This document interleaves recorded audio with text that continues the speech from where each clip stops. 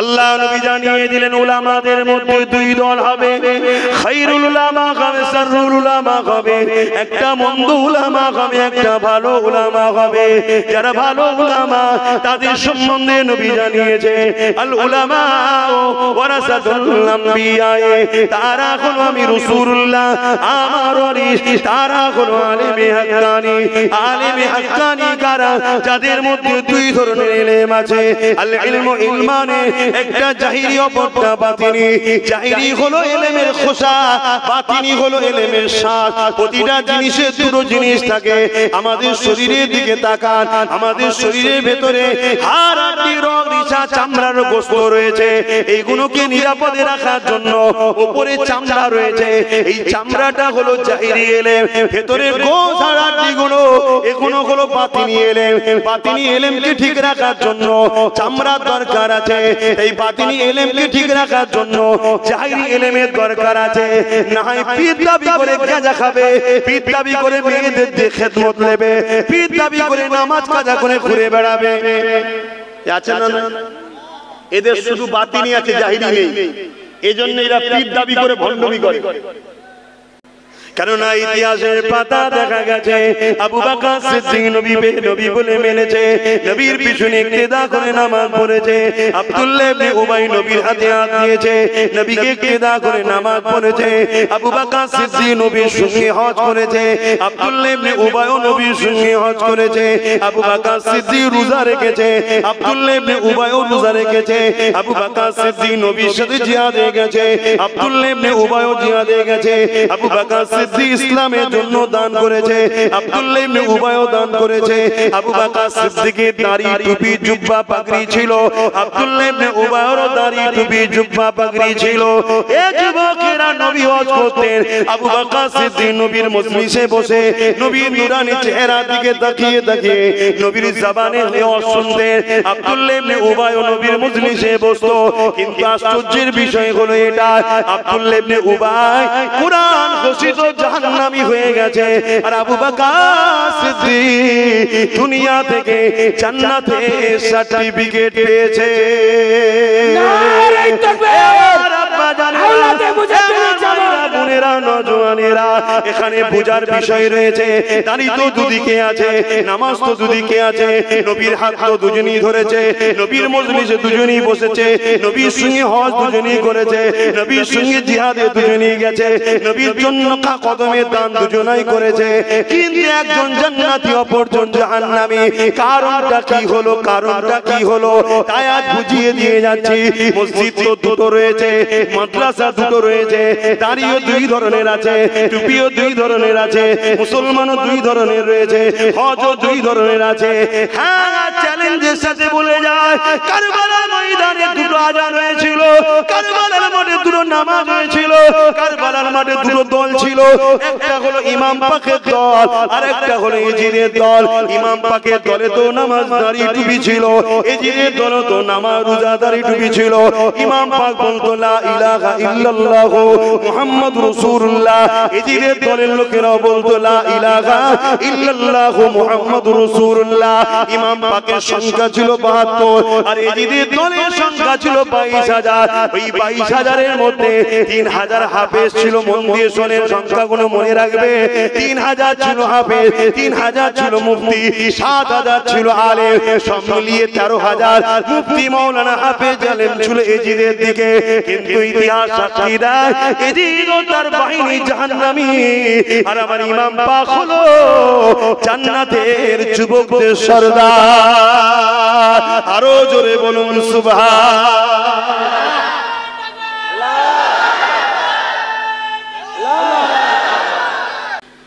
ইসলামের উপরে রাখেন ইতিহাসটা জানতে গেলে আপনাদেরকে যুগে যুগের ইতিহাস দেখতে হবে। ইসলাম কুনতুম খায়রা উম্মাতি উখরিজাত লিন-নাস তা'মুরুনা বিল মারুফ ওয়া তানহাউনা আনিল মুনকার। ইসলাম দুটো পাটির উপর দিয়ে চলে। এই যুবকেরা, তরুণেরা, বাবেরা, ইসলামকে তো আমরা বুঝলাম না। আমরা ইসলামকে মসজিদের মধ্যে, মাদ্রাসার মধ্যে, জলসা মাহফিলের মধ্যে সীমাবদ্ধ করে দিয়েছে। না না না না, ইসলাম আমাদেরকে বুঝতে হবে ইসলামে দুটো কাজ আল্লাহ দিয়েছে। এক হলো অন্যায়কে মিটিয়ে দাও, নাই সত্যকে প্রতিষ্ঠিত করো। অন্যায় কোন গুণ, যেগুলো আমার রাসূলুল্লাহ বন্ধ করতে বলেছে, নাই কোন গুণ আমার রাসূলুল্লাহ যেগুলো করতে বলেছে। এই জন্য ইসলাম জানিয়ে দিলে কুনতুম খায়রা উম্মাতিন উখরিজাত লিন-নাসি তা'মুরুনা বিল মারুফ ওয়া তানহাউনা আনিল মুনকার।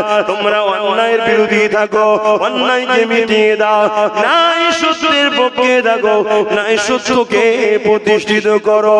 এই যুগে যুগে এই জমিনের উপরে যারা অন্যায় করেছে, এই জমিনের উপরে অন্যায়ের পক্ষে থেকেছে, এই জমিনকে যারা সন্ত্রাসের আখড়া বানাতে চেয়েছে, এই জমিনকে যারা জঙ্গল তৈরি করতে চেয়েছে, এই জমিনে যারা মানবরূপী মানুষের খোদা সাজতে চেয়েছে, এই জমিনে মানুষগুলোকে যারা রাখের দাসী বানাতে চেয়েছে, এই জমিনের উপরে যারা মানুষের খোদা সাজতে গেছে, তারা ইসলামের বিরোধী করেছে। কেন? তারা জানে ইসলামের আলো যদি জ্বলে আমার শয়তানিটা বন্ধ হয়ে যাবে। তাই তারা ইসলামকে মিটাবার চেষ্টা যুগে যুগে করেছে।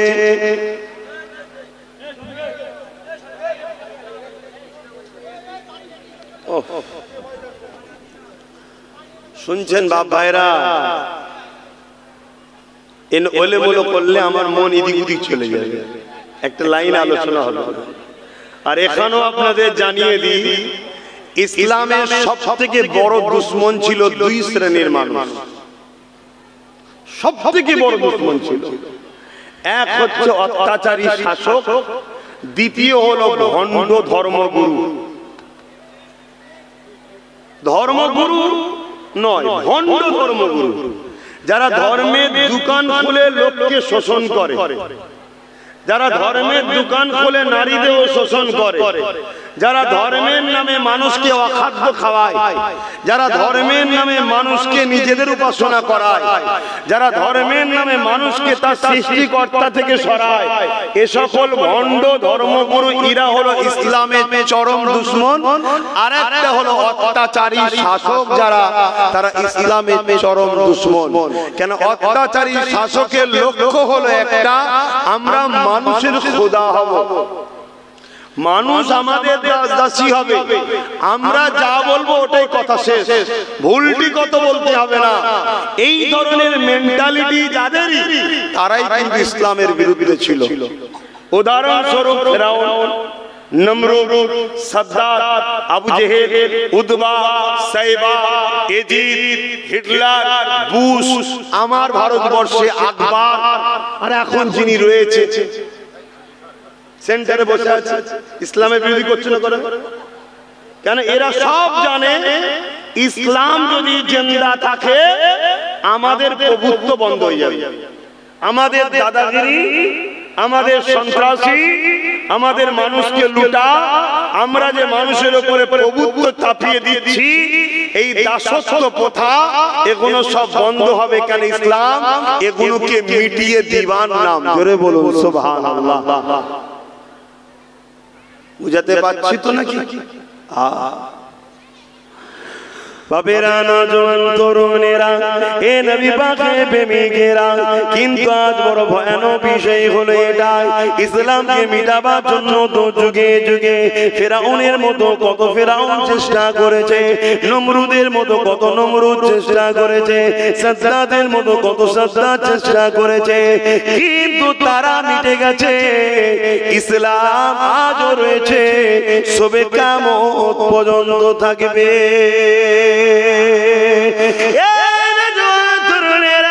কিন্তু আজ সব থেকে বড় ভয়ানক হলো যেটা, আমরা মুসলমান তো দাবি করছি 250 কোটি, ইমানদার কটা আছে এটাই হলো বুঝার বিষয়।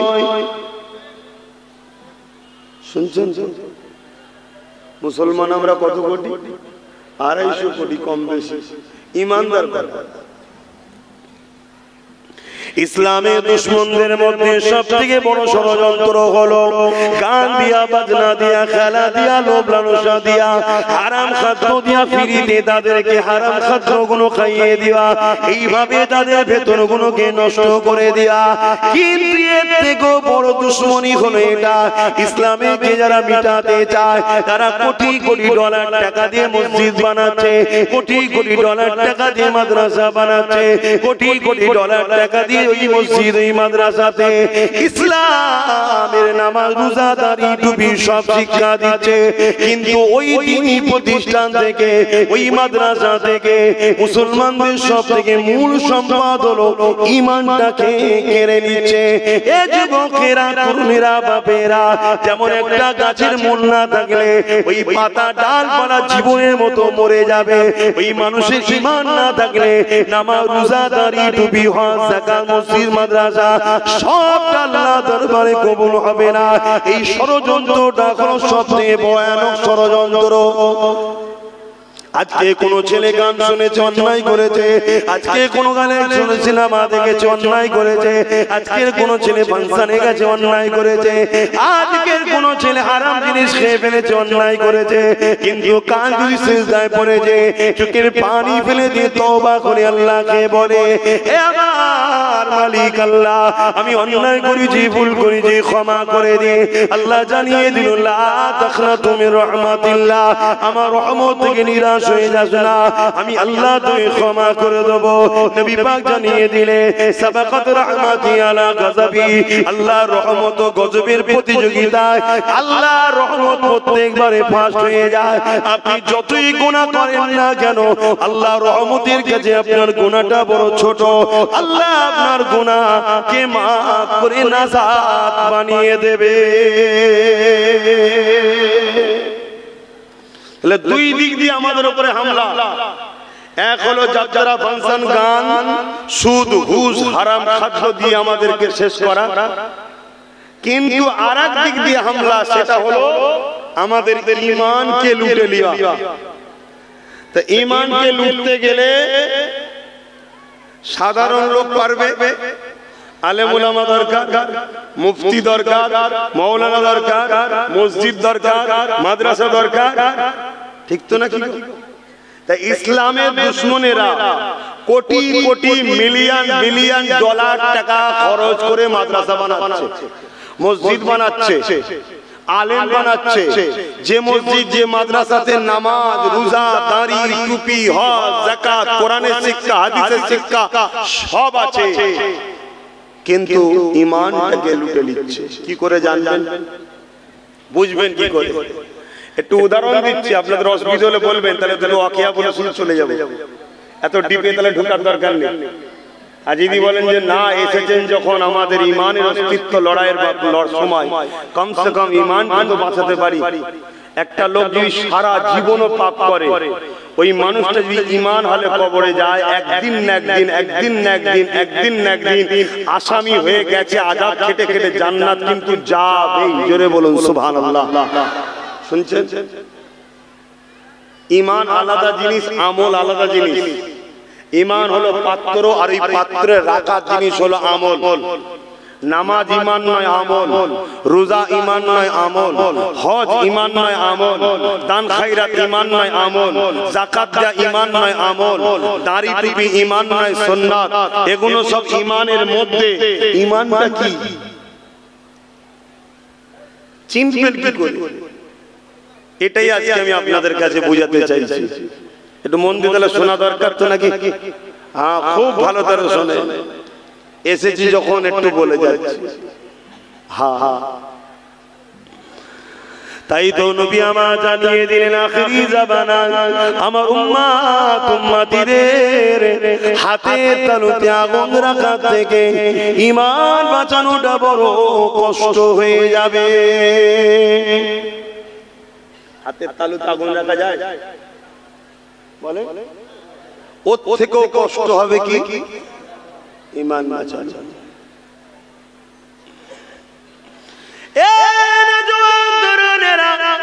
কেন বুঝতে পেরেছি, আজ উপলব্ধি করতে পারছি।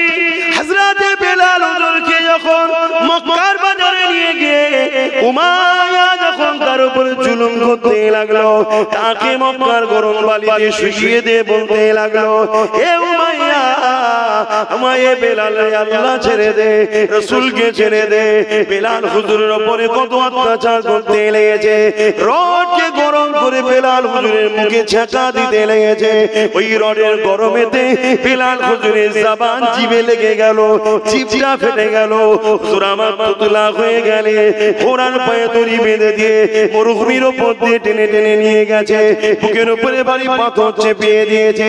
তথাপিও বেলাল হুজুর আল্লাহ ছাড়েন, নবী ছাড়েন। আজ আমরা এক বেলা খেতে না পেলে দ্বিতীয় বেলায় কেউ ফ্রি খানা দিলে বসে যায়। কিসের খানা দেখে না, কিসের পয়সা দেখে না। এ যুবকেরা, তরুণীরা, বাপেরা, বেলাল হুজুর এত কষ্ট সহ্য করে জমিনের উপরে পড়ে আসমানের দিকে চোখটা তুলে বলেছে, আহাদ আহাদ আহাদ, আল্লাহ এক, আল্লাহ এক, আশহাদু আল্লা ইলাহা ইল্লাল্লাহ ওয়া আশহাদু আন্না মুহাম্মাদান আবদুহু ওয়া রাসূলুহু। অবাক হয়ে যাবার বিষয়, ভাবতে লাগে, চিন্তা করতে লাগে, এত জুলুম অত্যাচার সহ্য করার পরও বেলালও মানুষ ছিল, আমিও মানুষ। তিনি আল্লাহ ছাড়েন, নবী ছাড়েন। আজকে সামান্য যদি পুলিশ তাড়া করে টেনে থানায় নিয়ে চলে যায়, ওই ভয়েতে আমরা অন্যায় দেখার পরও চুপ থাকি, মসজিদে দাঁড়িয়ে ইমাম বলতে পারি না। যারা সুদ খান মসজিদে আসবেন না, যারা লোন নেন মসজিদে আসবেন না, যারা পণ খান মসজিদে আসবেন না, যারা হারাম খান মসজিদে আসবেন না। কারণ ইমামও চিন্তা করছে আমার মাইনেটা বন্ধ হয়ে যাবে, আমার চাকরিটা চলে যাবে। এই সব কিছুর পিছনে কারণ একটা, আমাদের ঈমান বড় দুর্বল হয়ে গেছে। বেলাল হুজুরের ঈমান ছিল এত মজবুত, পৃথিবীর জালিমরা জুলুম করতে করতে হাঁপিয়ে গেছে। বেলাল হুজুরের ঈমান তাকে দুনিয়া আখিরাতের কল্যাণ দিয়েছে।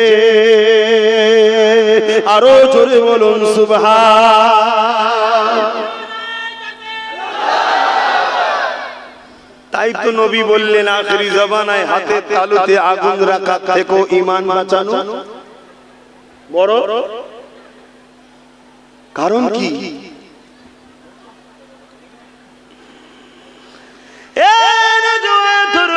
ঈমানটা কি? বিস্তারিত হলো, আমানতু বিল্লাহি ওয়া মালাইকাতিহি ওয়া কুতুবিহি ওয়া রাসূলিহি ওয়াল ইয়াউমিল আখিরি ওয়াল কদরি খায়রিহি ওয়া শাররিহি মিনাল্লাহি তাআলা ওয়াল বা'সি বাদাল মাউত। এটা হলো বিস্তারিত। এই ব্যস্ত দুনিয়ায় ব্যস্ত যুবকদের মাথায় এত বড় কথা থাকবে না। এই সংক্ষেপে জানিয়ে দিই, ঈমানটা কি জিনিস।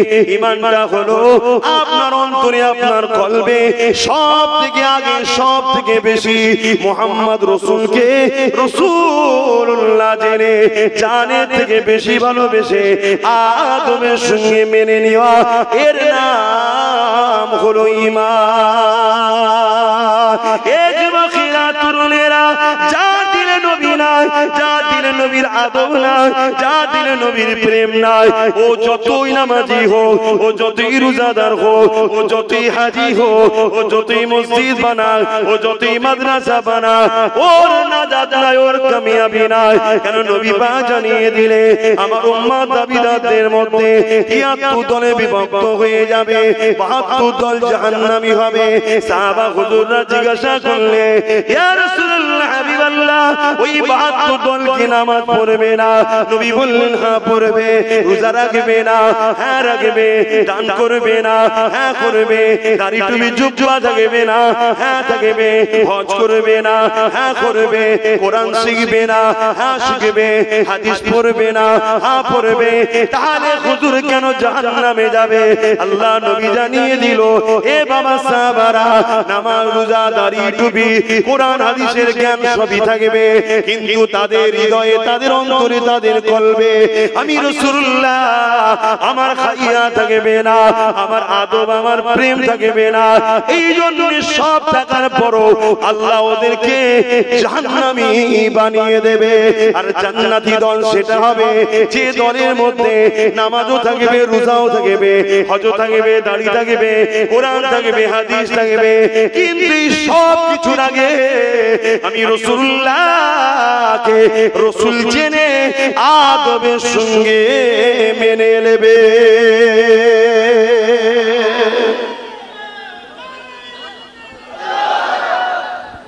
শুনছেন তো নাকি? বুঝতে পারছেন মাইকের আওয়াজ? তাহলে নামাজ থাকবে, রোজা থাকবে, হজ থাকবে, দাড়ি থাকবে, টুপি থাকবে, মসজিদ থাকবে, মাদ্রাসা থাকবে, ইলম থাকবে, কোরআনের শিক্ষা, হাদিসের শিক্ষা, মুফতি থাকবে, মাওলানা থাকবে, হুজুর থাকবে, সব থাকবে। এরপরও জাহান্নামী একটা কারণ কি? তাদের দিলে নবী থাকবে। আর অপর দিকে রাসূল থাকবে, তারপরে সবটা ঢুকাবে। কিছু বুঝাতে পারছি? কোরআন শরীফ কোরআন হওয়ার জন্য দলিল হলো মুহাম্মদুর রাসূল। জোরে বলুন সুবহানাল্লাহ। লা ইলাহা ইল্লাল্লাহ, এক আল্লাহ ছাড়া কোনো ইলাহা নাই, এর সত্যতা হলো মুহাম্মদ রাসূলুল্লাহ। জোরে বলুন সুবহানাল্লাহ। কারণ লা ইলাহা ইল্লাল্লাহ হলো খবর, রাসূল হলেন মুখবির, খবরদাতা। অতএব লা ইলাহা ইল্লাল্লাহর উপরে বিশ্বাস হবে তখন যখন মুখবিরের উপরে বিশ্বাস হবে যিনি সত্য বলেছেন। আমার আজ বুঝছেন তো না? ঘটনা বলে চলে যাব। আব্বা জান কোনো বুঝতে পারছেন তো? কেননা ইতিহাসের পাতা দেখা গেছে আবু বকর সিদ্দিক নবী বলে মেনেছে, নবীর পিছনে ইক্তেদা করে নামাজ পড়েছে। আব্দুল্লাহ ইবনে উবাই নবীর হাতে হাত দিয়েছে, নবীকে ইক্তেদা করে নামাজ পড়েছে। আবু বকর সিদ্দিক নবীর সঙ্গে হজ করেছে, আব্দুল্লাহ ইবনে উবাইও নবীর সঙ্গে হজ করেছে। আবু বকর সিদ্দিক রোজা রেখেছে, আব্দুল্লাহ ইবনে উবাইও রোজা রেখেছে। আবু বকর সিদ্দিক নবীর সাথে জিহাদে গেছে, আব্দুল্লাহ ইবনে উবাইও জিহাদে গেছে। আবু বকর ইসলামের জন্য দান করেছে, আব্দুল্লাহ ইবনে উবাইও দান করেছে। আবু বকর সিদ্দিকের দাড়ি, টুপি, জুব্বা, পাগড়ি ছিল, আব্দুল্লাহ ইবনে উবাইয়ের দাড়ি, টুপি, জুব্বা, পাগড়ি ছিল। এই যুবকেরা নবী হজ করতেন, আবু বকর সিদ্দিক নবীর মজলিসে বসে নবীর নুরানি চেহারা দিকে তাকিয়ে তাকিয়ে নবীর জবানে হজ শুনতেন। আব্দুল্লাহ ইবনে উবাইও নবীর মজলিসে বসতো। কিন্তু আশ্চর্যের বিষয় হলো এটা, আব্দুল্লাহ ইবনে উবাই কুরআন ঘোষিত জাহান্নামী হয়ে গেছে, আর আবু বকর সিদ্দিক দুনিয়া থেকে জান্নাতের সার্টিফিকেট পেয়েছে। নারে তাকবীর! আব্বা জানেরা, বোনেরা, নওজওয়ানেরা, এখানে বোঝার বিষয় রয়েছে। দাড়ি তো দুদিকে আছে, নামাজ তো দুদিকে আছে, নবীর হাত তো দুজনই ধরেছে, নবীর মজলিসে দুজনই বসেছে, নবীর সঙ্গে হজ দুজনই করেছে, নবীর সঙ্গে জিহাদে দুজনই গেছে, নবীর জন্য কদমে দান দুজনাই করেছে। কিন্তু একজন জান্নাতি, অপরজন জাহান্নামী। কারণটা কি হলো? কারণটা কি হলো? তাই আজ বুঝিয়ে দিয়ে যাচ্ছি।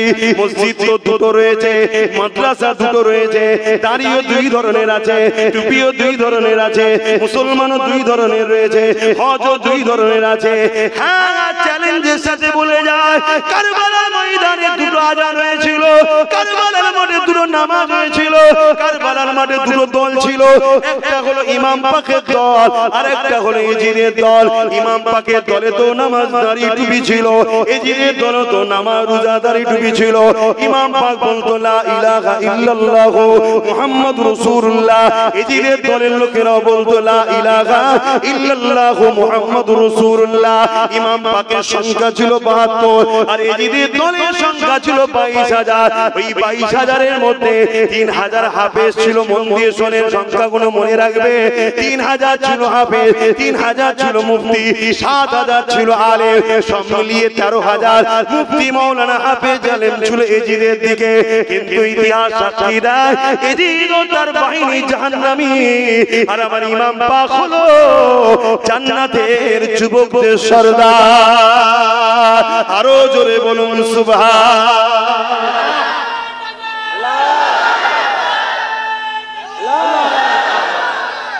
কত বড় মুফতি, কত বড় মাওলানা, কত বড় বক্তা, কত বড় মুহাদ্দিস, কত বছর বুখারী পড়িয়েছে, কত বছর তাফসীর পড়িয়েছে, ওগুলো আগে নয়।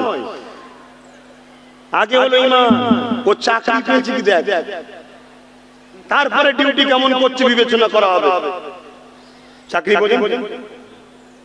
আপনাদের এলাকার রাস্তার চৌমাথায় একজন দাঁড়িয়ে শুধু গাড়ি পাস করাচ্ছে, এদিকে যাও, ওদিকে যাও, এদিকে যাও, দাঁড়াও, তুমি এটা যাও, এই তুমি আসো, এটা যাও, কিন্তু ও চাকরি পায় না।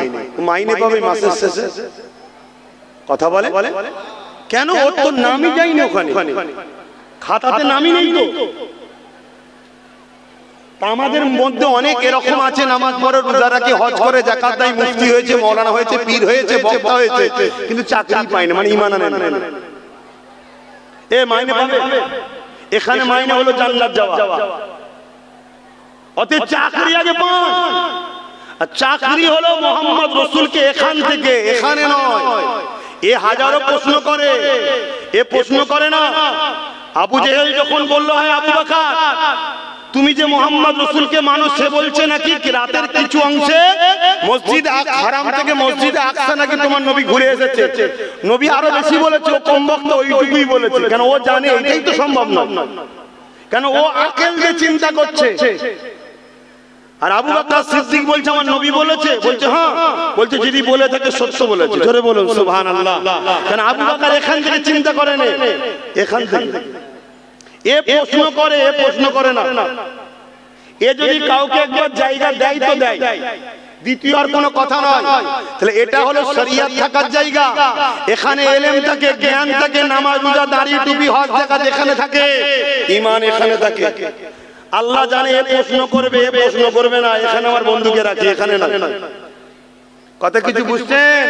আজকে যুব সমাজকে বলছি, পৃথিবী যত শক্তিশালী হোক, তাদের হাতে পরমাণু বোমা আছে তো কি হয়েছে? তাদের হাতে মিসাইল আছে, AK-47 আছে তো কি হয়েছে? তাদের হাতে মিলিটারি আছে, প্রশাসন আছে, রাজ ক্ষমতা আছে তো কি হয়েছে?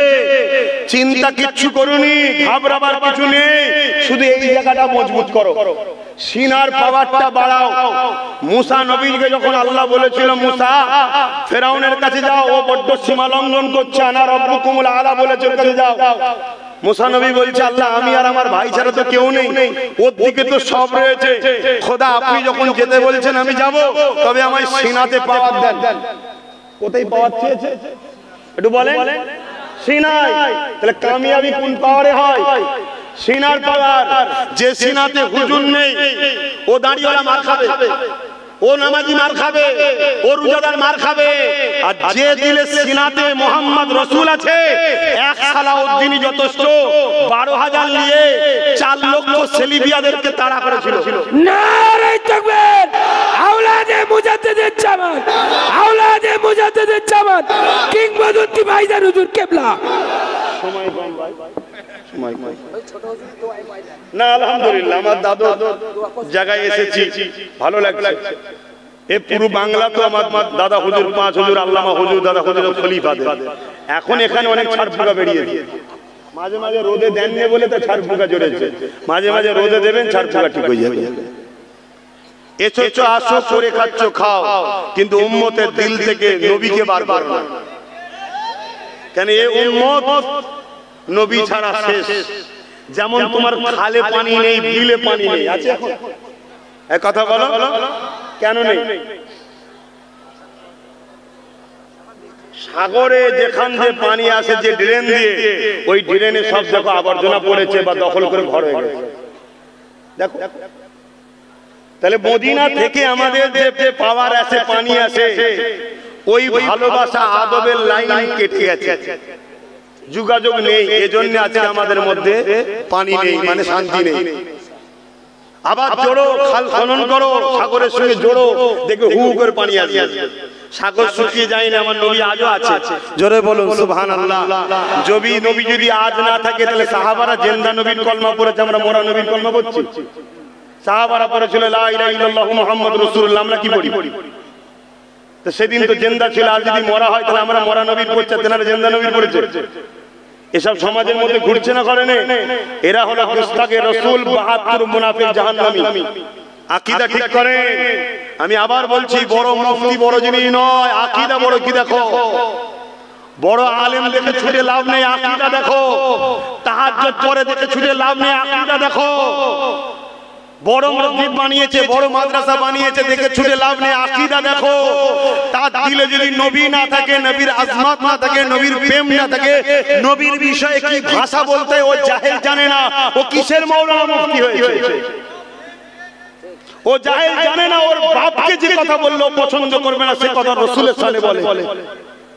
আজকে কিছু মূর্খ বেরিয়েছে, রাসূল নাকি অক্ষর জ্ঞান নাই বলছে, আবাতাসা জানে না। এগুলো হলো ৭২ ফিরকা জাহান্নামী মুনাফিক। এদের দাঁড়িয়ে আছে, টুপি আছে, বক্তা মৌলবীরা। সমাজে এরা ইহুদি খ্রিস্টান ইসলামের দুশমনদের কোটি কোটি টাকা নিয়ে আমাদের বেঈমান বানাবার এজেন্টরা। খুব ভালো করে বোঝেন বাপ, আমি আমার বাপের গদি বাঁচাতে ঝগড়া করতে আসিনি। আমার দলের মাওলানাকে কেউ গাল দিয়েছে তার জন্য ঝগড়া করতে আসিনি। আমি এসেছি যার শাফাআত দিয়ে জান্নাতে যাব, আমিন আর লালের জন্য কথা বলতে এসেছি। কথা বুঝে আসছে? আপনি আমাকে মানবেন না মানবেন ভিন্ন ব্যাপার। মুহাম্মদ সাল্লাল্লাহু আলাইহি ওয়াসাল্লামের জুতা মুবারক বলতে যদি আপনার হিচকি আটকায়, জানবেন কাফের হয়ে গেছে।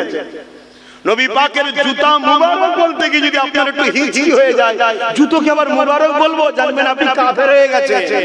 এটা নামাজ কাজা নয় যে কাবিরা গুনাহ হবে। নামাজের থেকে অনেক বড় ব্যাপার হলো মুহাম্মদ রাসূল। জোরে বলুন সুবহানাল্লাহ। আমাদেরকে তো খারিজি দিকে নিয়ে যাওয়া হচ্ছে, খারিজিয়াতের দিকে নিয়ে যাওয়া হচ্ছে। ঈমান হওয়ার পর এবার তোমার ডিউটির প্রথম ডিউটি হলো নামাজ পড়া। ঈমান এনেছো, এবার তোমার ডিউটি আছে, তবে তো মাইনে হবে। প্রথম ডিউটি হলো নামাজ, দ্বিতীয় হলো রোজা, তৃতীয় হলো যাকাত, চতুর্থ হলো হজ। যাকাত না দিয়ে হজ করতে চলে যাচ্ছে, এরকম বহুত হাজি আছে। সব সিস্টেম ব্রেক হয়ে গেছে বাপ। তা সময় সংক্ষেপ, একটু এদিকে খেয়াল করে। তাহলে একদিকে দুদিকেই নামাজ, দুদিকেই দাড়ি, দুদিকেই টুপি। একজনের নাম সিদ্দিক আকবর, আর একজনের নাম আব্দুল্লাহ ইবনে উবাই। দুজনেই নবীর হাতে হাত দিয়েছে, দুজনেই নবীকে ইক্তেদা করে নামাজ পড়ে, দুজনেই নবীর সঙ্গে হজ করেছে, দুজনেই নবীর সঙ্গে জিহাদে গেছে। একজন হলো জাহান্নামী, একজন হলো নবী দুনিয়া থেকে বেঁচে থাকা অবস্থায় জান্নাতের সার্টিফিকেট। জোরে বলুন সুবহানাল্লাহ। কারণটা কি? দাড়ি দেখবেন দাড়ি, টুপি দেখবেন টুপি। এগুলো দ্বিতীয় পার্ট, অনেক পরের পার্ট, অনেক পরের বিষয়। বাহ্যিক চকচকে দেখে লাভ নেই, ভেতরে কি আছে দেখ। মাকাল ফল নয় তো, দেখতে ভাইরে খুব সুন্দর, বড় আল্লামা, বড় মুফতি, বড় শায়েখ। হ্যাঁ, করে খাওয়ার জন্য দাদা হুজুর আল্লামা হুজুর, দাদা হুজুর আল্লামা হুজুর। আর ভেতরে বসে পোস্ট করছো কি? দাদা হুজুর আল্লামা হুজুরের পাগলগুলোকে কাফের বানাচ্ছ। এসব গাদ্দার সমাজে বেরিয়েছে বাপ ভাইরা। আপনারা যদি আমার দাদা হুজুর, পাঁচ হুজুর, খলিফা হুজুরদের হন, আমার ইমানি দায়িত্ব আপনাদেরকে বুঝাবার। কু আনফুসাকুম ওয়া আহলিকুম নারা, নিজে বাঁচো, নিজের আহলকে বাঁচাবার চেষ্টা করো নারা জাহান্নামের আগুন থেকে। তাই চেষ্টা করে বুঝাচ্ছি যে দাড়ি নেই, ভুল করছো, টুপি নেই, ভুল করছো, নামাজ নেই, ভুল করছো, রোজা নেই, ভুল করছো, হজ নেই, ভুল করছো। তওবা করো, পরিবর্তন হও। কিন্তু বেঈমান যদি হয়ে যাও, ভুল করছো, ও তো একেবারেই শেষ। এই যে গাছটা দেখেন, দুটো গাছ দেখুন, সবাই দুটো গাছ, কত সুন্দর ডাল পাতা, তাই তো নাকি? দেখতে মানান লাগছে না? এখন কালকে কেউ একটা গাছের সব ডাল পাতা কেটে দিল, মরে যাবে গাছটা? জোরে বলো। মরবে না, বেঁচে থাকবে। কেন থাকবে? ওর মূল এখনো ঠিক আছে, ঠিক না বেটি? মূল কোথা থাকে?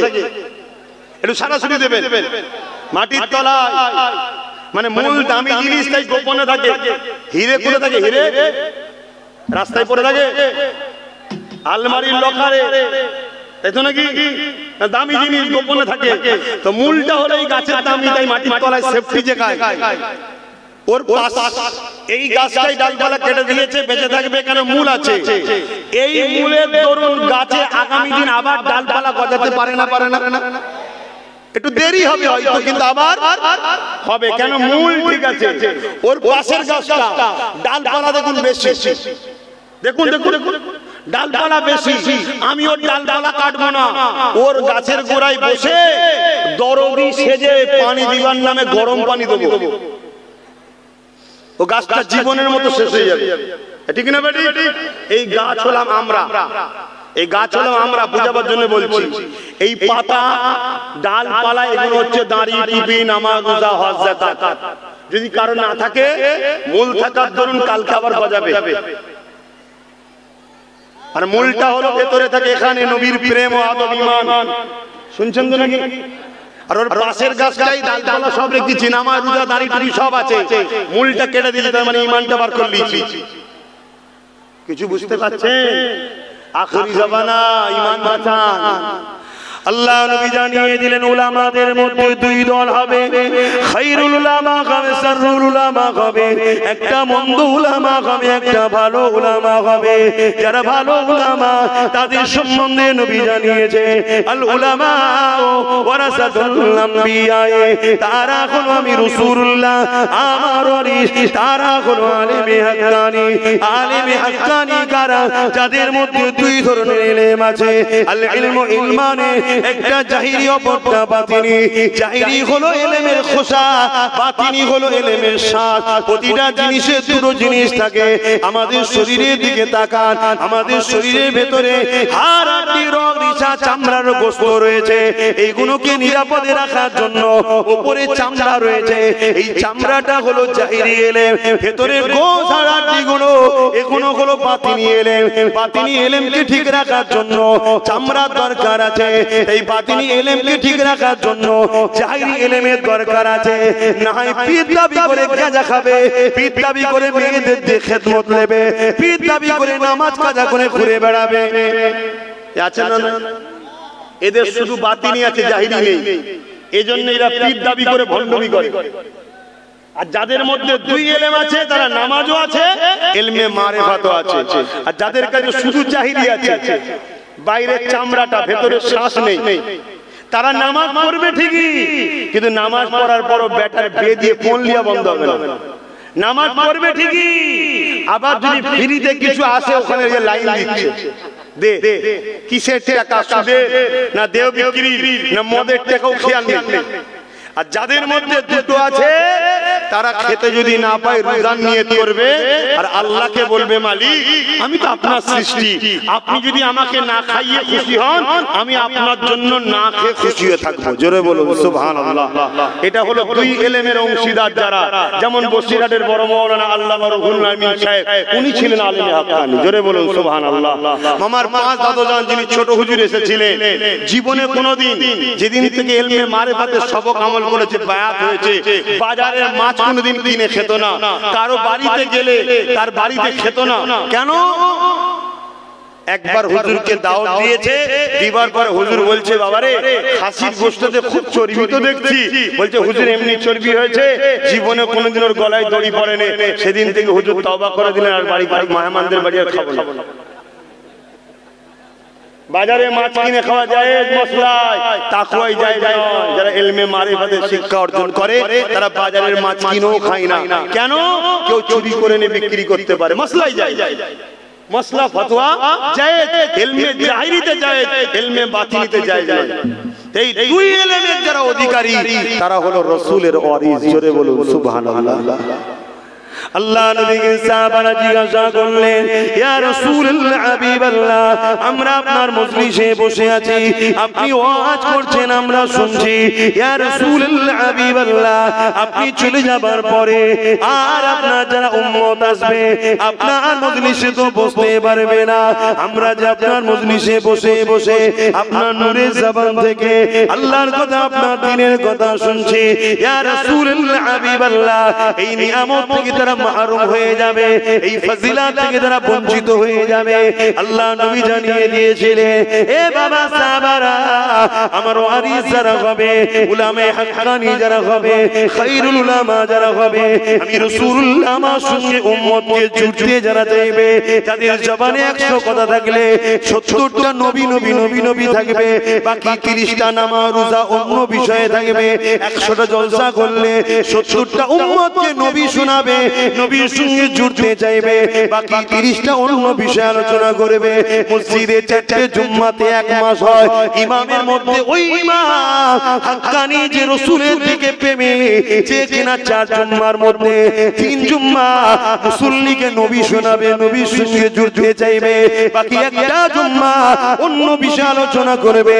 এক কথায় বছরে 52 জুম্মা হয়, এই 52 জুম্মার মধ্যে কম করে 70% 30 থেকে 35টা জুম্মা উম্মতকে নবী শোনাবে, নবীর শান শোনাবে, নবীর মাকাম শোনাবে, নবীর আজমাত শোনাবে, নবীর বিফা শোনাবে, নবীর মুজিজা শোনাবে, নবীর সিরাত শোনাবে, নবীর হুলিয়া শোনাবে, নবীর নুরিয়া শোনাবে, নবীর মেহরাজ শোনাবে, নবী নবী নবী নবী নবী নবী নবী নবী নবী নবী করবে। ওই ইমাম হলো আহলে সুন্নাত ওয়াল জামাতের ও নবীর আশিক, ওই হলো আশিকে রাসূল।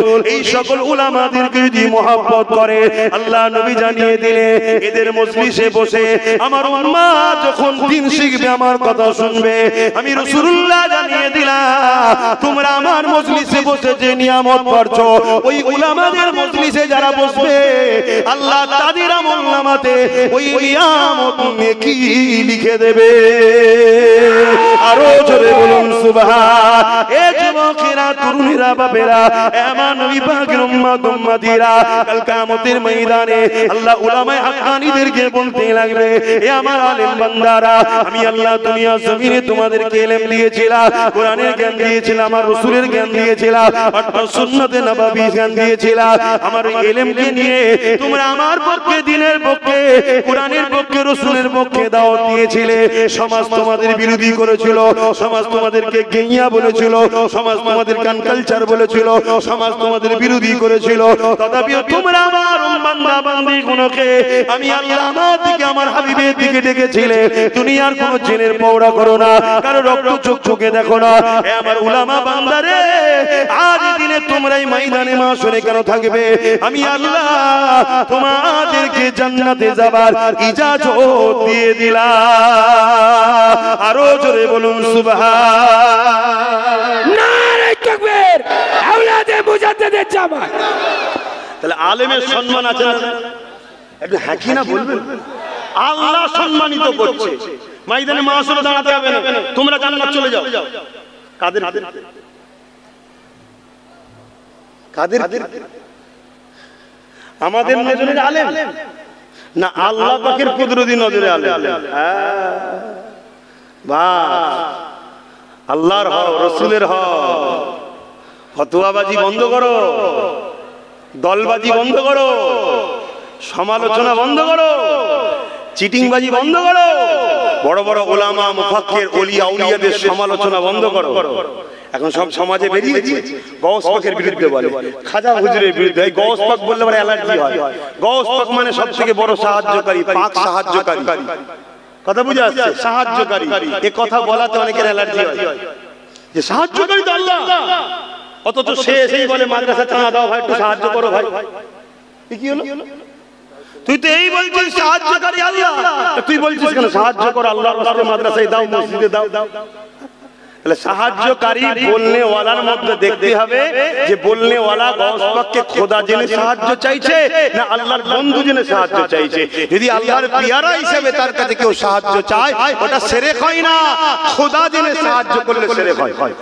এই আমরা কেউ আল্লাহর ওলিদেরকে খোদা মনে করি, তাহলে শিরকের তো মশলাই নাই, কিন্তু আমাদেরকে গোমরাহ করছে। আমার হজ মনে হচ্ছে আপনারা বুঝতে পারছেন কি গো মেম্বার সাহেব, বুঝছেন তো?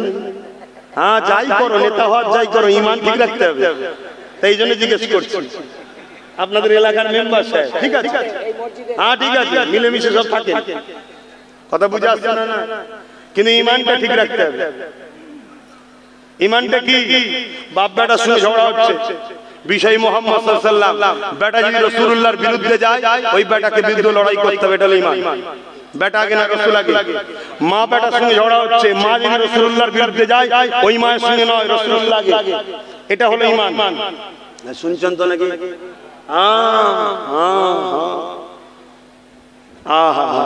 আজকে আজকে সেই নবীর সামনে কত নোংরা নোংরা লফজ ইউজ করছে একদল সব বক্তা বেরিয়েছে। কে বলছে আমি মিশর থেকে পড়ে এসেছি? আরে গাধা, মিশর থেকে পড়ে কি অন্য হাদিস শিখে এসেছিস নাকি? আমার গ্রামেও মিশরে যে হাদিস পড়ানো হয় আমার মাদ্রাসায় সেই হাদিসই পড়ানো হয়। তুই মিশর থেকে পড়েছে কি এমন ভিআইপি হয়ে গেছিস? আমার মাদ্রাসার ছেলে যদি ওই হাদিস পড়ে রাসূলের আদব শেখে তোর মিশরে পড়ে আসতে পারিস, আমার মাদ্রাসার ছেলে জুতোর তলায় তোর স্থান। কেন তুই আমার নবীকে চিনলি নি? তুই যত বড় মুহাদ্দিস হবি যা। কথা বুঝে আসছে না? না, এগুলো সব বোঝে, এগুলো সব ইসলামের দুশমনদের ছাড়া চর। এরা লক্ষ লক্ষ লোককে জড়ো করবে, জড়ো করে আমার নবীর বিষয়ে নোংরা কথা বলবে। ওই কথা শুনে যে চুপ থাকবে, নবীর বিষয়ে ভুল শোনার পর চুপ থাকা মানে ঈমান চলে যাবে। সঙ্গে সঙ্গে প্রতিবাদ করতে হবে, এর নাম হলো ঈমান।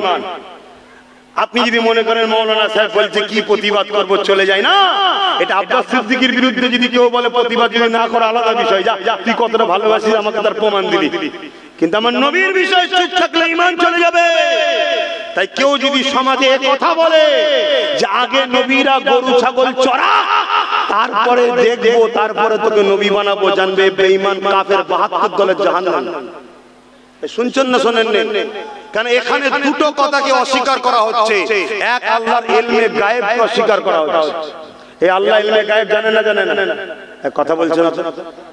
আল্লাহ জানে না নবীরা মানুষ চড়াতে পারবে কি পারবে না? আগে গরু ছাগল চড়াবে, তারপরে দায়িত্ব দেবে। মূর্খ জাহেল গাধা শোনে, এই সমাজে অনেক লোক আছে যারা বাচ্চাকে মৌলী সাহেব বানাচ্ছে, আদৌ ওই বাচ্চার বাপের নয়। এ কথা মাথায় ঢুকছে না?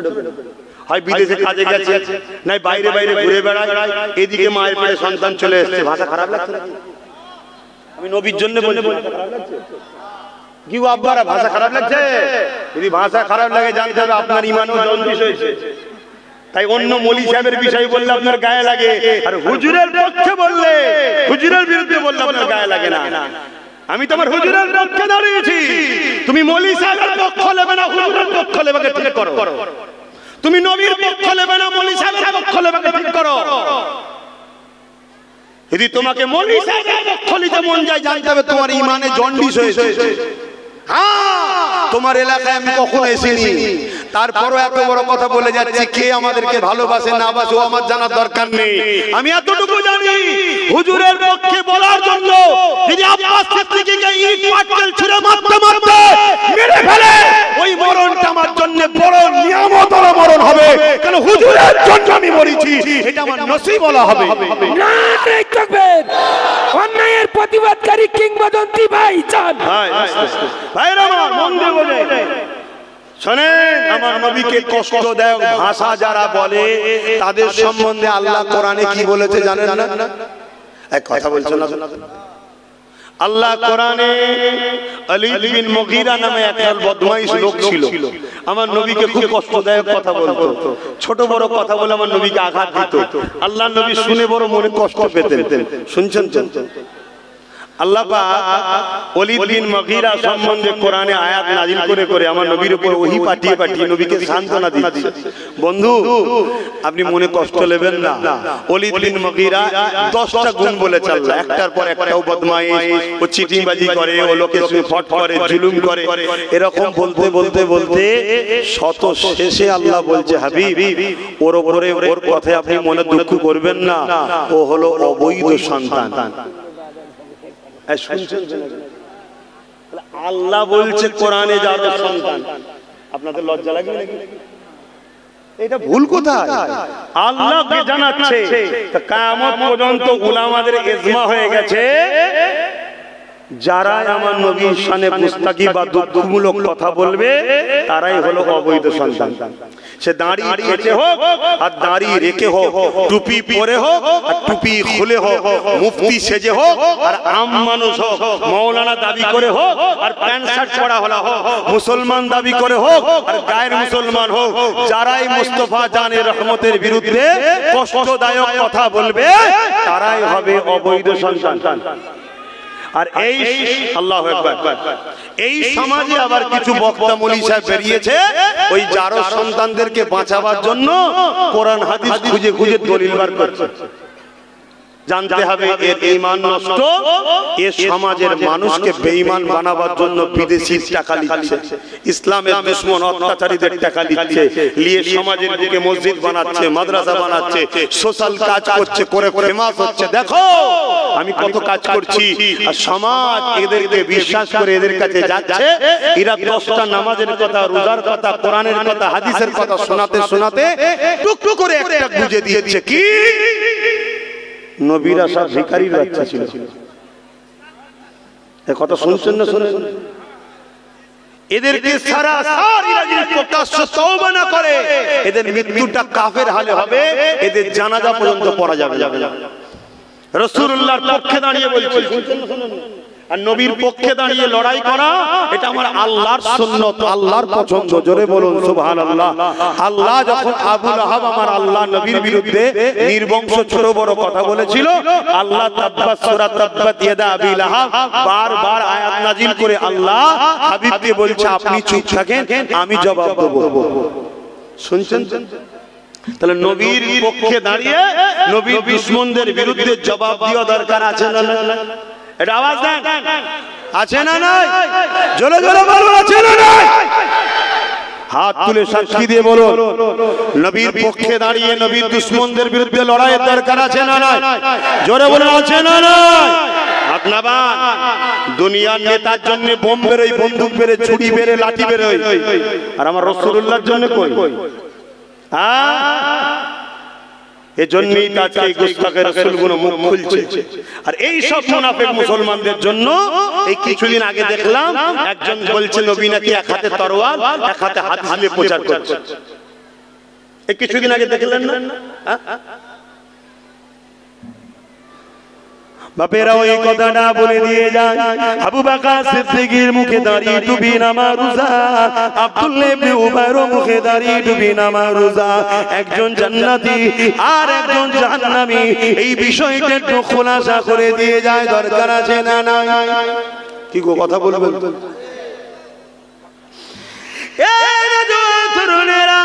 মনে রাখবেন ইবলিস শয়তান সে অনেক আমল করেছিল, অনেক জ্ঞান ছিল। আদম নবীর সঙ্গে বিয়াদবি করার জন্য আল্লাহ তাকে কাফের বলে তাড়িয়ে দিয়েছে। আজও সমাজের বুকে অনেক আলেম উলামা রয়েছে যাদের সবই রয়েছে, কিন্তু আমার নবীর সঙ্গে বিয়াদবি করার জন্য তার আওয়াজকে দিনে কাফের হয়ে যাচ্ছে। তাই আপনাদেরকে জানিয়ে দিয়ে যায় ঈমানটাকে বাঁচান। আমার রাসূল পাক সাল্লাল্লাহু আলাইহি ওয়াসাল্লামের সাহাবী হযরত আবু বকর সিদ্দিক তিনি জান্নাতি হয়ে গেলেন, আব্দুল্লাহ ইবনে উবাই জাহান্নামী হয়ে গেলেন। এই আবু বকর সিদ্দিকের কারণটা কি? এর কারণ কি? এর কারণ কি? এ নওজোয়ান তরুণেরা, বাপেরা, আমার নবী পাকের প্রেমিকেরা, হযরত আবু বকর সিদ্দিককে জিজ্ঞাসা করা হয়েছিল, ও হযরত আবু বকর সিদ্দিক আপনারও দাড়ি টুপি পাগড়ি আছে, আব্দুল্লাহ ইবনে উবাই রয়েছে, আপনি নামাজ পড়েন, আব্দুল্লাহ ইবনে উবাইও পড়েন, আপনি রোজা রাখেন, আব্দুল্লাহ ইবনে উবাইও রাখে, আপনি হজ করেন, আব্দুল্লাহ ইবনে উবাইও করেছে, ও গেল জাহান্নামে, আপনি জান্নাতি। এর কারণটা কি? আবু বকর সিদ্দিক বলেছিল ওর যা আছে আমি আবু বকর আমারও তাই রয়েছে, কিন্তু আমার যা আছে ওর তা নাই। কি রয়েছে আপনার? ওর নাই। ওর রয়েছে আপনার আছে। কি এটা বলুন? হযরত আবু বকর সিদ্দিক বলেছিল ওর নামাজ আছে আমি আবু বকরের আছে, ওর রোজা আছে আমি আবু বকরের আছে, ওর হজ আছে আমি আবু বকরের আছে, ও দান খায়রাত আছে আমি আবু বকরের আছে, ও নবীর হাতে হাত দিয়েছে আমি আবু বকর দিয়েছি, ও নবীর মজলিসে বসেছে আমিও বসেছি। এই দিক দিয়ে ওর যা আছে আমারও তাই রয়েছে। শুনছেন তো নাকি? শুনছেন? কিন্তু আমার যা আছে ওর তা নাই। কি আপনার আছে ওর নাই? আবু বকর সিদ্দিক বলেছিলেন আমার হৃদয়েতে আমার নবীর প্রেম ও আদব রয়েছে যেটা আব্দুল্লাহ ইবনে উবাইয়ের নাই। তাই সব থাকার পরও জাহান্নামী ঈমান থাকার জন্য আল্লাহ আমাকে জান্নাতি বানিয়ে দিয়েছে। এই যুবকেরা, এই সমাজে তাহলে ইলম দুই ধরনের, এই সমাজে দাড়ি দুই ধরনের, এই সমাজে রোজা দুই ধরনের, এই সমাজে নামাজ দুই ধরনের, এই সমাজে মসজিদ দুই ধরনের, এই সমাজে মাদ্রাসা দুই ধরনের। দুই মসজিদে নামাজ আছে, দুই মসজিদে রোজা আছে, দুই মসজিদে হজ আছে, দুই মসজিদে দান খায়রাত আছে, দুই মসজিদে কোরআন তেলাওয়াত আছে, দুই মসজিদে মাদ্রাসা এলে হাদিস শিক্ষা আছে। কিন্তু এক মসজিদ জাহান্নামে চলে যাবে তার অনুসারীরা, আর একটা মসজিদ যাদের হৃদয়েতে এর পাশাপাশি রাসূল থাকার জন্য তারাই যাবে জান্নাতে। আরো জোরে বলুন সুবহান। বুঝাতে পারছি তো? আমার নবী হায়াতে থাকাকালীন মসজিদে জেরাত তৈরি করেছিল নববী শরীফের বিরুদ্ধে। আর আজকে আমরা দেখছি যেখানে যেখানে দাদা হুজুর তার 5 আওলাদদের মসজিদ মাদ্রাসা আছে, সেগুলোকে মিটাবার জন্য পাশে একটা আটল কল খুলে দিচ্ছে। শুনছেন না শুনেন না? উদ্দেশ্য কি? ওখান থেকে নবীর প্রেম দেয়, তারপরে নামাজ দেয়, প্রেম দেয় রোজা দেয়, প্রেম দেয় হজ দেয়, প্রেম দেয় যাকাত দেয়, প্রেম দেয় দিন দেয়। আগে প্রেম দেয় দাদা হুজুর তার আওলাদ খলিফাদের মাদ্রাসায়। অতএব ওটাকে শেষ করতে গেলে আগে নামাজ রোজা দাড়ি টুপি সব দাও, শুধু প্রেমটা দেওনি নবীর। কেন? এটা হলো এমন পাওয়ার, এ পাওয়ার যদি থাকে তাহলে 313 জন যেমন মদিনায় জিতেছিল বদরে, আজও পৃথিবীর সুপার পাওয়ার যার হাতেই থাকুক না কেন কামিয়াবি এরাই হবে। জোরে বলুন সুবহানাল্লাহ। তার একটা চাক্ষুষ প্রমাণ আমরা দেখতে পেলাম। প্যালেস্টাইন একটা ছোট্ট দেশ, না তাদের হাতে বোম আছে না বন্দুক আছে, পাথর ও চামগুল দিলিয়ে যাদের হাতে পারমাণবিক শক্তি আছে, ট্যাঙ্কার আছে, মিসাইল আছে, K-47 আছে। পৃথিবীর সুপার পাওয়ার গুলো একদিকে হয়ে প্যালেস্টাইনকে মিটাবার জন্য আগিয়েছিল। ওই কোটি কত মুসলমানের কাছে সুপার পাওয়ার গুলো মাথা হ্যাক করে পালাতে বাধ্য হয়েছে।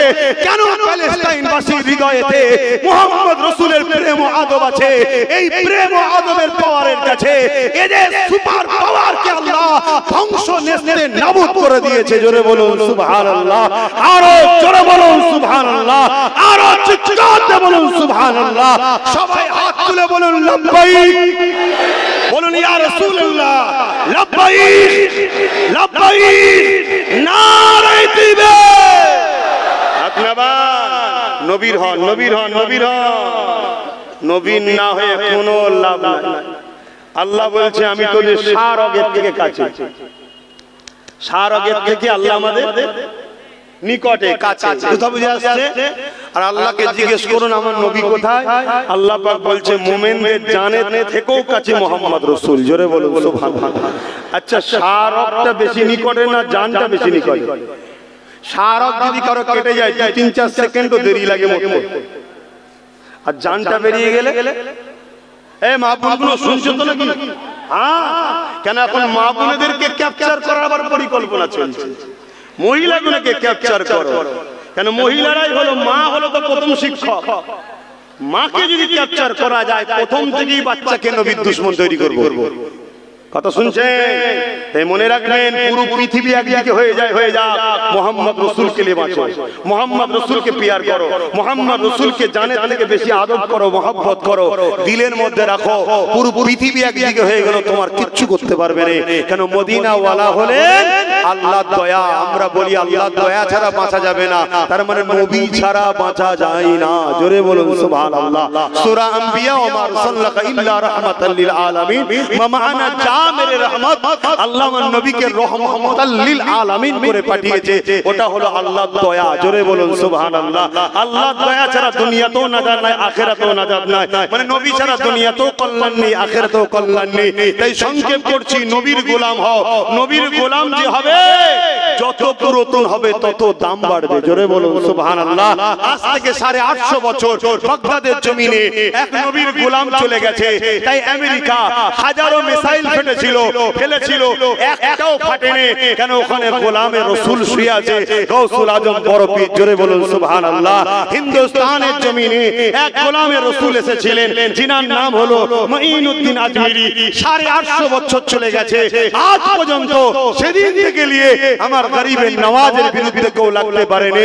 রিসেন্ট কিছু মানবরূপী পশু গরিবের নওয়াজের বিরুদ্ধে মাজারের বিরুদ্ধে কেস করছে।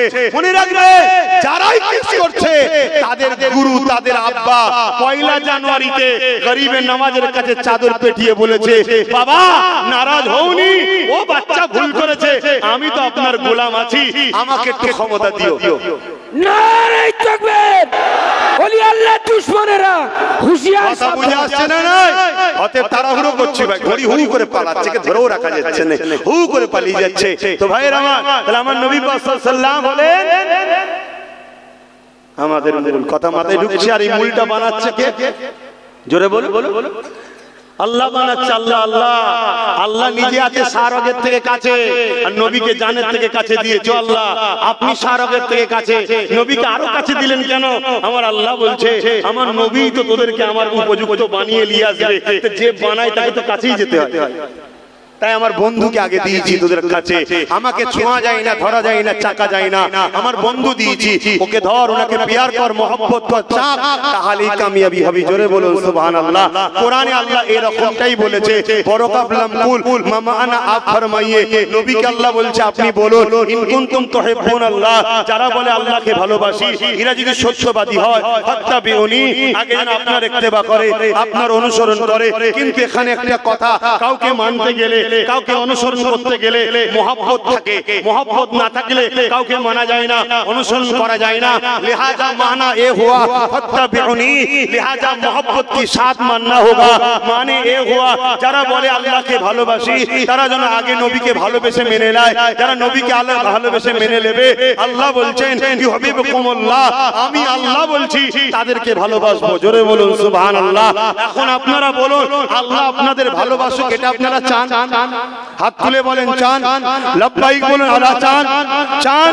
হাত নামান। এটা যদি সত্য হয়, আল্লাহ নিজে সিস্টেম করেছে কি, নবীকে আগে ভালোবেসে মেনে নিতে হবে।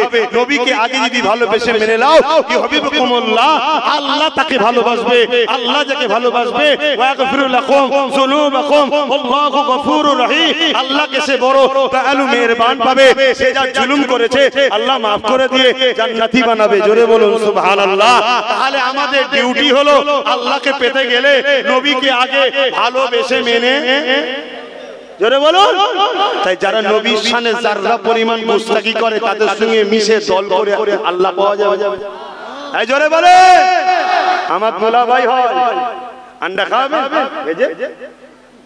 হ্যাঁ আমার কুটুম হয়।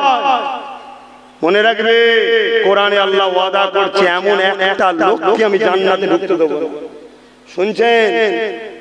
এমন একটা লোককে হাবিব আমি জান্নাতে ঢুকতে দেব না যে লোকটা আপনার সঙ্গে দুশমনি করে না, আপনার দুশমনের সঙ্গে বন্ধু করেছে।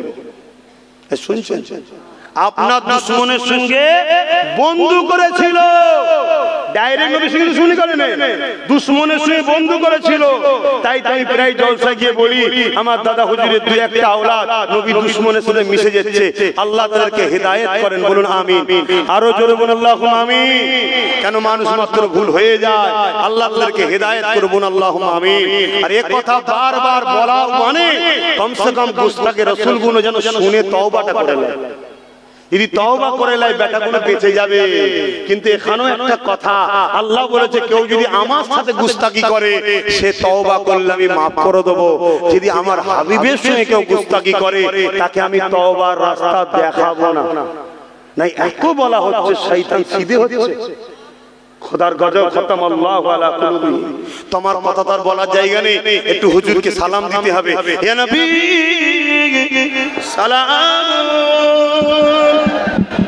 আচ্ছা এটা নিয়ে যাবে না, একটা মাইক ঠিক আছে। ইয়া হাবিব সালাম আলাইকুম।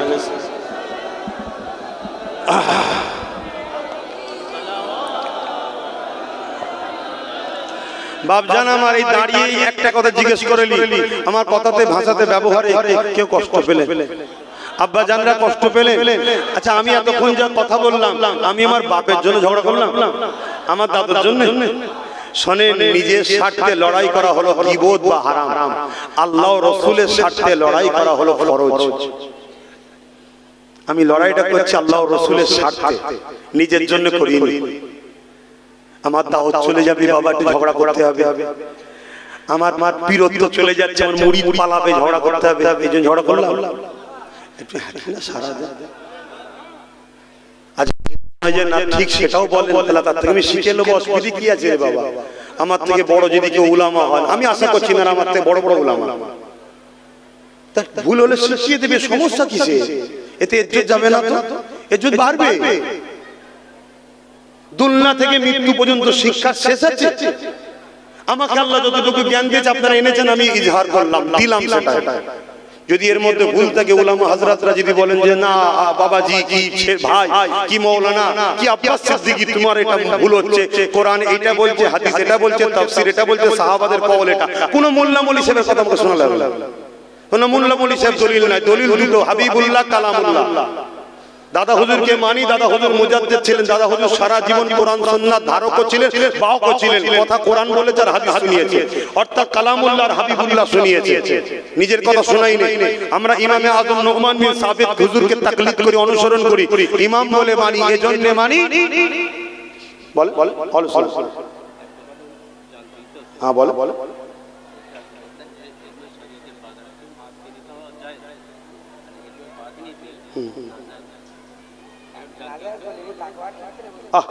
আমায় জিজ্ঞেস করছে, বলে বলে হ্যাঁ হ্যাঁ হ্যাঁ হ্যাঁ। তাসাউফের কিতাব পড়বেন, তাসাউফ যারা পীর মাশায়েখ বুজুর্গান দ্বীন, তারা এই আকীদা দিয়ে গেছে, ইলমে মারিফাত যখন তুমি শিক্ষা অর্জন করবে, তুমি বাজার থেকে মাছ খরিদ করে কিনে খেতে পারবে না, এটা তোমাদের চলবে না। জি অবশ্যই। ভাই জিজ্ঞেস করছিল যে আপনি বললেন যে ইলমে মারিফাত যারা অর্জন করে তারা বাজার থেকে মাছ কিনে খেতে পারবে না, এটাকে নাজায়েজ। উলামায়ে হক যারা আলেমে হক্কানি পীর মাশায়েখ তারা মুরিদদের জন্য তাসাউফের গাইডলাইন দিয়েছে। আর তাসাউফ জগতের জগৎ বিখ্যাত ইমাম হযরত ইমামে গজ্জালী রাহমাতুল্লাহ আলাইহি তিনিও গাইডলাইন দিয়েছে। সেই তথ্যের মধ্যে পাওয়া যায় যে এই বাজার থেকে খরিদ করা জিনিস চুরি হতে পারে, মাসলাই তাকওয়াই জায়েজ নয়। কথা বুঝে আসছে তো ভাই? এটা জানতে চেয়েছে, যাক আলহামদুলিল্লাহ। তো সেই জায়গাতে আসুন আমরা যে কথা বলতে চাচ্ছিলাম, তাহলে আমার কথাতে ভাষাতে ব্যবহারে কে কষ্ট পেলে শুনুন ভাই, একটা সিস্টেম তৈরি করা হচ্ছে। কিছু মানুষ চাইছে ফুরফুরার আওলাদরা যেন এই দিকে না আসে, তাই আমরা এলেই আমাদেরকে প্রশ্ন করো, ধরো, জিজ্ঞেস করো, এই ধরনের মেন্টালিটি তৈরি করা হয়েছে। নাউজুবিল্লাহ, আমি ভাইকে বলছি নাউজুবিল্লাহ, ভুল বুঝবেন না, একটা মেন্টালিটি তৈরি করা হচ্ছে যাতে করে দাদা হুজুরের এই আওলাদগুলোকে ওই গোস্তাকে রাসূল তৈরি করা যায়, ইসলামের দুশমনদের অর্থ নিয়ে এদেরকে যাতে বেঈমান বানানো যায়, এটাই হলো লক্ষ্য।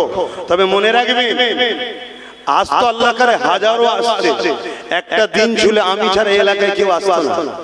অহংকার করছেন, অহংকার করছেন, আল্লাহ মাইনে আমি কি, আমার কি হাইসিয়াত আছে? কথা বুঝে আসছে তো? আমি দ্বিতীয় কথা জানতে চাইছি, কেন্দ্র সরকার ওয়াকফ সংশোধনীয় বিলের নামে জোর করে মসজিদ মাদ্রাসাকে দখল করে নিতে চাইছে, নিশ্চয়ই আপনারা শুনেছেন।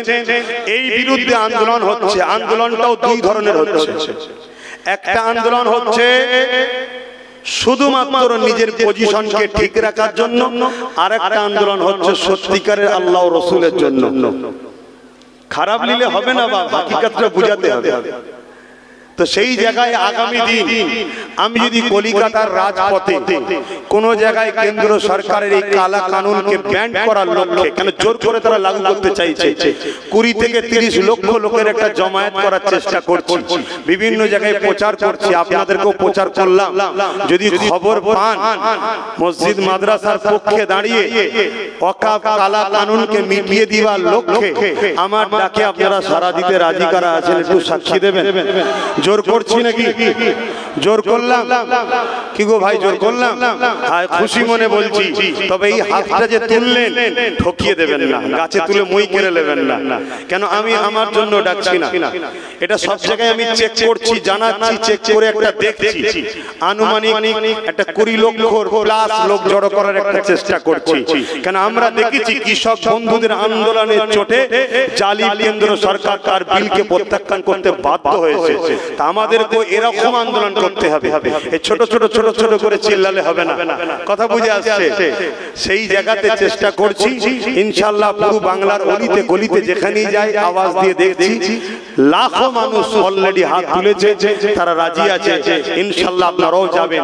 তবে আমার নামে অনেক মিথ্যাও প্রচার হয়, এজন্য একটা নম্বর দিচ্ছি, নোট করে নেবেন। তার আগে আসুন নবীকে একটু সালাম দিয়ে নেব। এই যে সালাম দেব, সালামের বেলায় আমরা দাঁড়ালাম 5টা পর্যন্ত হবে, 5টা 10-এ নামাজ, তাই তো? টাইম আছে, তাই কথা বলছি। আবহাওয়া দেখে ঘাবড়ে যাবেন না। আজকে প্রায় 5:30টার কাছাকাছি মনে হয় ওয়াক্ত আছে, 27 পর্যন্ত ওয়াক্ত আছে। তো 5টা 10-এ নামাজ শুরু হবে। তো ভাই আমি সংক্ষেপে একটু বলবো, তারপরে বলছি। কি কথা বলছিলাম? হ্যাঁ, এই সালাম দিবার বেলায় আমরা দাঁড়াই, তাই তো নাকি? এলিয়ে সমাজে বিভ্রান্তি আছে না নাই? আমি আপনাদেরকে ক্লিয়ার ভাবে জানাচ্ছি, যদি কেউ বসে সালাম দেয় তার বিরুদ্ধে আহলে সুন্নাত ওয়াল জামাতের কোনো ফতোয়া নাই। বসে দিতে পারে, বিরুদ্ধে ফতোয়া নাই। কিন্তু আমরা দাঁড়িয়ে দিই, আমরা দাঁড়িয়ে দিই। কেন দাঁড়িয়ে দিই ওটাও বলছি। আর যে বসে দেয় তার বিরুদ্ধে আমাদের কোনো ফতোয়া নাই। কিন্তু আমাদের দাঁড়ানোর যদি কেউ বিরোধী করে, সমালোচনা করে, অবশ্যই সে গুস্তাখে রাসূল, সে মুনাফিক, সে নবীকে তাজিম করছি আমরা, তাই তার অ্যালার্জি হচ্ছে, বুকে পেন হচ্ছে। কথা মাথায় ঢুকছে? তোর ভালো লাগে না, তুই বসে দিয়া পছন্দ করিস, তোর জন্য আদবটা বসে দিয়া মনে হয়েছে, তোর মসলায় তুই দিকে যা। কেন এটা ফতোয়ার ব্যাপার নয়, এটা মহব্বত ও আদবের ব্যাপার। এটা এখানকারের ব্যাপার নয়, এটা এখানকারের ব্যাপার।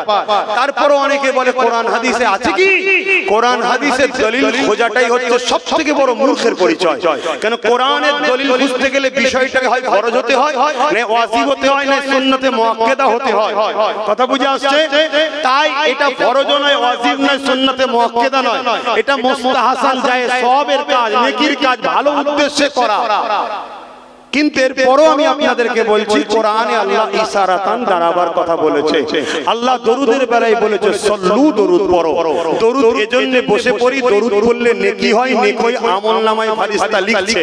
সালামের বেলায় বলেছে সাল্লিমু তাসলিমা, তোমরা দিবার মতো করে সালাম দাও। সবথেকে উত্তম ভক্তি, ভালোবাসা, আদবের সাথে সালাম দাও। জোরে বলুন সুবহানাল্লাহ। আহলে হক আমাদের কাছে আদবের দিক দিয়ে দাঁড়ানোটা সবথেকে উত্তম, তাই আমরা দাঁড়িয়ে দিই। দ্বিতীয় নম্বর কথা, বাবুল আদব কিতাবুল কিয়াম, নবী পাককে সাহাবারা হুজুররা দাঁড়িয়ে দাঁড়িয়ে সালাম দিতেন। জোরে বলুন সুবহানাল্লাহ। এর থেকেও একটা বড় বিষয় হলো এটাই, দরুদ পড়লে নেকি হয়, সালাম দিলে নূর নবীর জবাব পাওয়া যায়। জোরে বলুন সুবহানাল্লাহ। আমরা সালাম দেব, নবীর জবাব দেবে। নবীর জবাবটা কি বসে লব? আমাদের ঈমান বলেছে অত বড় বেয়াদব আমরা নয়, তাই আদবের সাথে নিই। তোমার যদি ঈমান বলে বসে নিতে লাও, ঝগড়া করো না, দলাদলি করো না। আখিরি জবানা কি হচ্ছে দেখছো না? যখন মারবে বলবে নাকি ফুরফুরাওয়ালাকে ছেড়ে দে, এ অমুক ওয়ালা ছেড়ে দে, দাড়ি টুপি দেখবে, মোল্লা দেখবে, শেষ করে দেবে। সেই প্ল্যান চলছে। অতএব তুমি তোমার মাসলা আকীদালে থাকো, বেশি ঘুরোঘুরি করতে যেও না, বেশি ঝগড়া করতে যেও না। এতটুকু মনে রেখে দিও, এশিয়া মহাদেশের সবার আব্বা হাদিসের দিক দিয়ে আব্দুল হক মুহাদ্দিস দেহলভী, তিনিও দাঁড়িয়ে সালাম দিয়েছে। জোরে বলুন সুবহানাল্লাহ। তুমি বেরেলি হও, দেওবন্দি হও, ফুরফুরাওয়ালা হও, তাবলীগ হও, জেল আশরাফি হও, তোমাদের সবার গুরু, হাদিসের গুরু আব্দুল হক মুহাদ্দিস দেহলভী, তিনিও দাঁড়িয়ে সালাম দিয়েছে। তাই আমরা দিই। আসুন সকলে প্রাণ খুলে সালাম দেব। ইয়া নবী সালাম, ইয়া রাসূল, ইয়া হাবিব,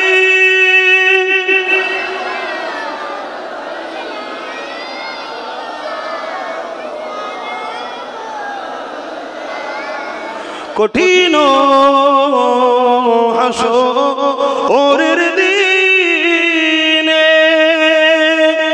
কি আছে মোদের কপালে,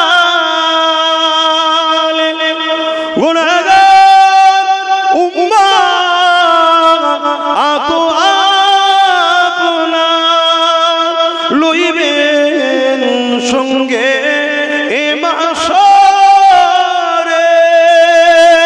নবী সালাম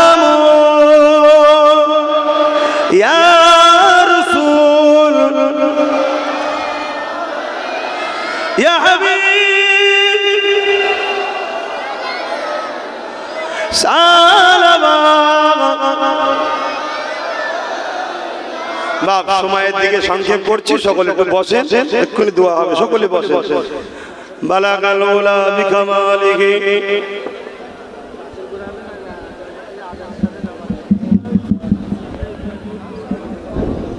বাপজান আমার, দোয়া হবে এক্ষুনি। কষ্ট পেলেন কথাতে, কেউ ব্যথা পেলেন, এরপরও বলছে এখানে অনেক উলামারা আছে, যদি খারাপ লাগান তাহলে এটা মনে রাখবেন, এ সমাজ দিন ইসলাম শিখেছে পূর্ব ভারতের মানুষ মুজাদ্দেদ জামান দাদা হুজুরের উসিলায়। আল্লাহ হয়তো আপনাকে আমার থেকে বড় আলেম করেছে, দাদা হুজুরের মুখের দিকে চেয়ে পীরের আওলাদ পীর ভাইকে এলেম শিখিয়ে দেবেন, তার বিরুদ্ধে সমালোচনা করবেন না। এটা হবে বন্ধুত্বের কাজ, সমালোচনা হলো মুনাফিকের কাজ। কথা বুঝে আসছে? হ্যাঁ, এইটা হলো মেম্বার শরীফ, এখানে উলামারাই বসবে, এখানে মুখ দিয়ে কথা বলবে উলামারাই। কথা বুঝে আসছে? আপনাদের দোয়ার বরকতে আল্লাহ একটু হলো এলেম দিয়েছে, সেই এলেম থেকে একটা মিশনে আমি কাজ করি। মিশনটা হলো এটাই, আমার নবীর উম্মত উম্মতি বা দাদা হুজুরের মুরিদের ঘরে ছেলে পুলেদের হৃদয়ে আমার নবীর প্রেমটাকে ঢুকাতে চাইছি। এইটুকু আমার কাজ। কেন আমি বড় আলেম নয়, বড় মুফতি নয়, আমি এতটুকু চাই এদের দিলে নবী ঢুকে যায়। এদের দিলে যদি নবী ঢুকে যায় এরা কামিয়াবি হয়ে যাবে। জোরে বলুন সুবহানাল্লাহ।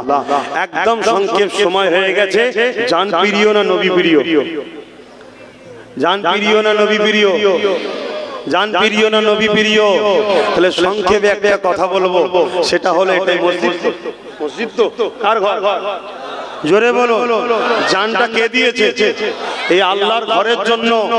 আল্লাহর ঘরের জন্য মাত্র 10টা লোক 2000 করে টাকা দিতে পারবে, এটা দেখবো।